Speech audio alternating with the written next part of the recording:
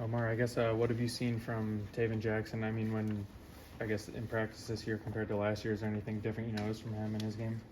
Yes, I feel like Taven has gotten way more confident the past year, and Coach Tino has helped him out a lot.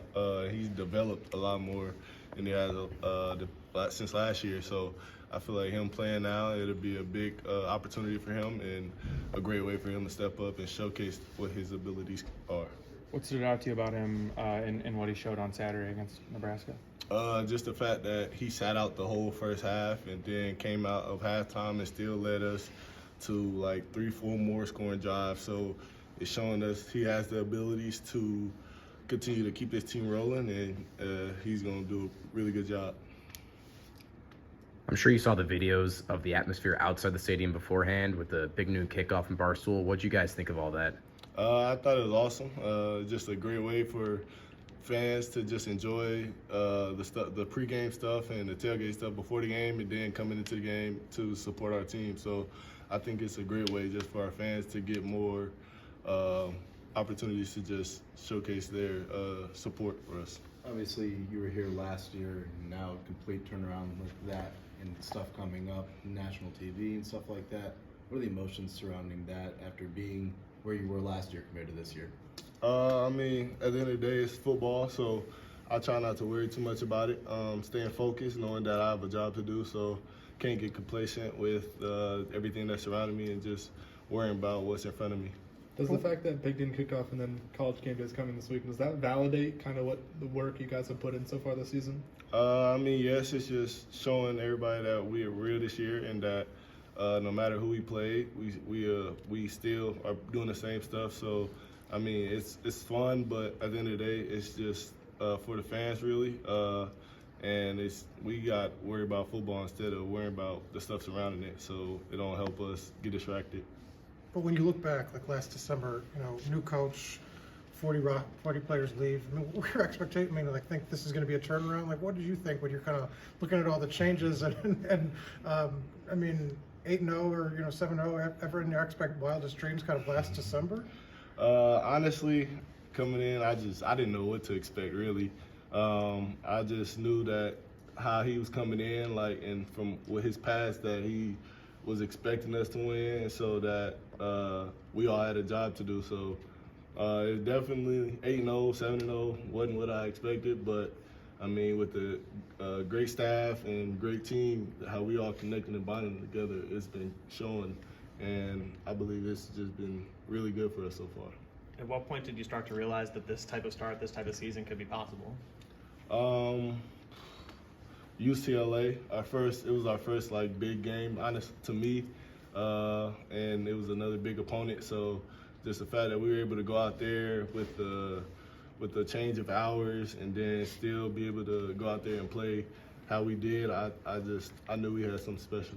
I want to say when you were in here in the fall, you mentioned that you've kind of felt the staff is kind of harder on you all. Have you maybe seen that or felt that manifest so far in season?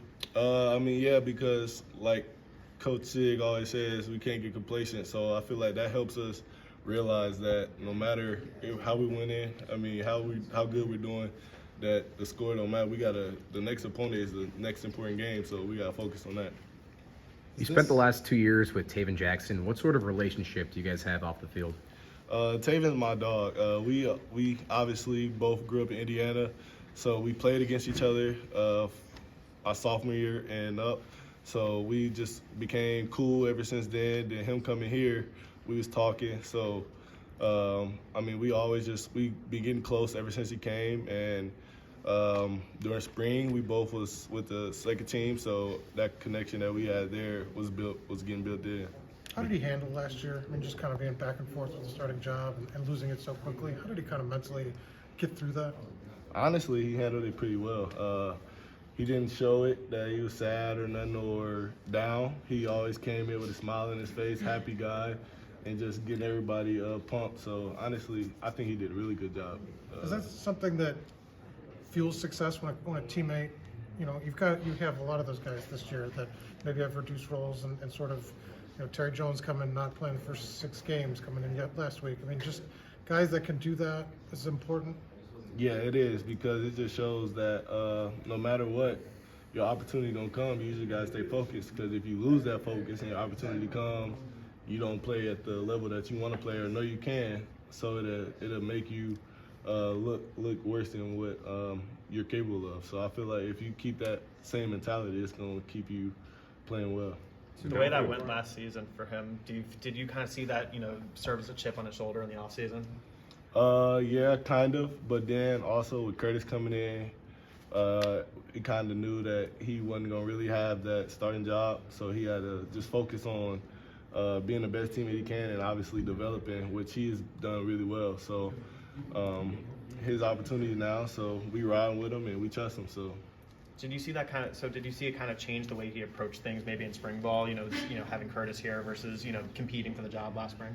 Honestly, no, because Curtis is a player that's been playing for a while, so he is well known football. So it was helpful for him to have an opportunity to learn and figure out like what helped Curtis be successful. So he used that to fuel him and help him for his future. Do you think this team's success so far this season can be attributed as like a byproduct of what Cignetti was preaching and the fact that you guys all believe in that message that he was preaching this offseason? Yeah, I definitely do, because I mean, if he didn't have that message that he had coming into this year, we wouldn't know what to expect. So the fact that he had that, we knew that we had a standard to get to, and if we didn't get to that standard, he was going to do what he had to do, and that's his job. So we just try to make the best of it and continue rolling. Thanks, Omar.